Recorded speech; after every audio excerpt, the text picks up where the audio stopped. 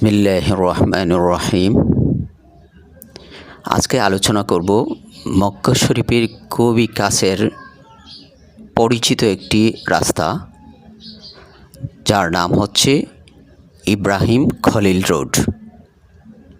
পবিত্র কাবা শরীফের খুব কাছে অবস্থিত অন্যতম ব্যস্ত ও প্রধান সড়ক এটি মসজিদুল হারামের দক্ষিণ দিকের হোটেল, সাশ্রয়ী শপিং এবং বিভিন্ন খাবারের দোকানের জন্য পরিচিত। হাজি ও উমরা পালনকারীদের কাছে এটি সাশ্রয়ী হোটেল ও কেনাকাটার জন্য অত্যন্ত জনপ্রিয়। ইব্রাহিম খলিল রোডের অবস্থান। এটি মক্কার কেন্দ্রস্থলে অবস্থিত, যা সোজা গিয়ে কাবা শরীফের নিকটবর্তী আবরাজ আল বাইত ক্লক টাওয়ারের পেছনে যুক্ত হয়েছে। কেনাকাটা ও খাবার। এখানে সুলভ মূল্যে জায়নামাজ, তসবিহ, আতর, টুপি, ইহরামের কাপড় ও উপহার সামগ্রী পাওয়া যায়।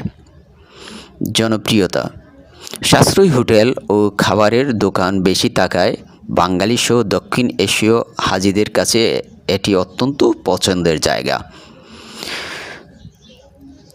এখানে বাঙালি, ইন্ডিয়ান, পাকিস্তানি অনেক খাবারের দোকান রয়েছে।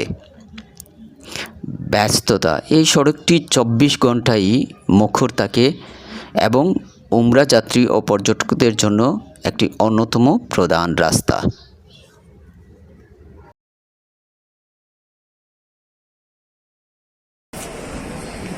জাওয়াদ আল খলিল হোটেল, এই হোটেলটি সবচেয়ে কাছে, মানে কবুতর চত্বরের পাশেই অবস্থিত।